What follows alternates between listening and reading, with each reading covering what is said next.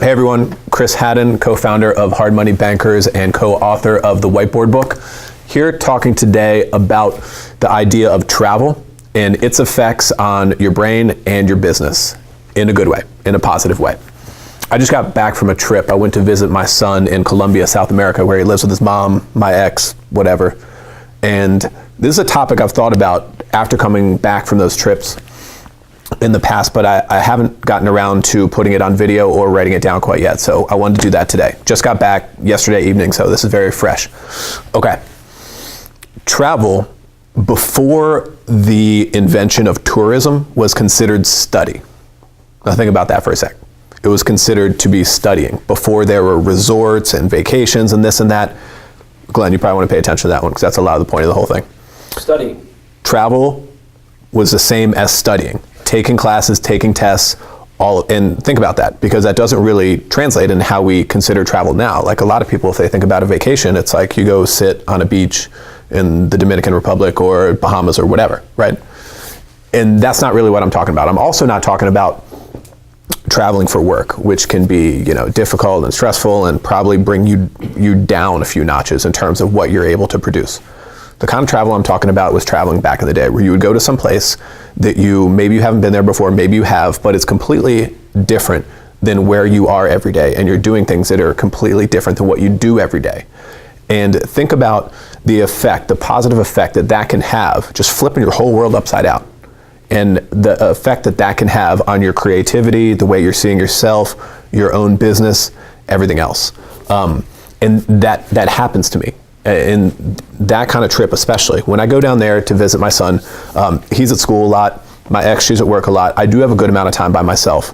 I'm reading, I'm exercising, I'm thinking about business, I'm working a little bit, but not a ton. And the ideas that I have and the stuff that I come up with when I'm down there is, I'm not saying it's like amazing, legendary, whatever, but it's just different stuff than what goes through my mind every day. And I'll keep an Evernote. I'll send myself emails because I want to stay on top of everything that's happening.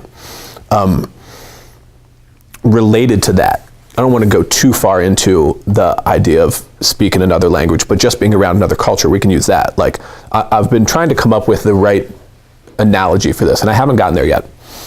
If you're able to speak another language, I speak Spanish, so I haven't come up with the right analogy, like I said, but it's not as extreme as saying you have, like you're another person being in that language. It's not as extreme as saying that you're living in another life. But then the example that's not strong enough is saying like seeing the world through a new lens or through a new different colored whatever. That's not strong enough. But saying that you're a different person is too strong. So I haven't gotten there yet, but I'm trying to come up with something in the middle. And travel is similar, being in another culture, and you're not a different person, but it's like there's different stuff going on. You're thinking about different things.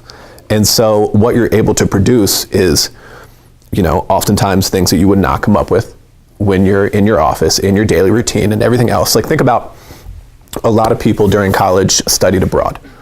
Probably not enough people. The majority of people probably did not. But that experience, that 3 or 4 month thing, it was just a semester. Like semesters in college, like they went by pretty quickly. But your semester abroad seems like it was its own complete experience. Like it seemed like it was years long, like it was its own college, unto itself. Even though it was only one semester, it was only, like August to December, whatever it was. And the profound impact that mine had on me for that reason, being in another culture, getting up, doing your thing every day. And I've heard other people talk about that too, but the travel being study is something that I think has been lost recently. So I wanted to get on video about that. I have more writing to do along those lines, but see if you can take a trip that doesn't involve sitting on the beach for a vacation. And hopefully is not like a super stressful business trip. Like see if you can go somewhere new and have some free time and do some writing, some exercising, some thinking, whatever, and see what comes out and try to write it down. It's a pretty awesome experience to go through, a powerful exercise for sure, and well worth the time that will be away from your office, away from your house, whatever. Thanks for checking it out. See you next time. Chris Haddon, co-founder of hardmoneybankers.com and the Whiteboard book co-author. Thanks. Bye.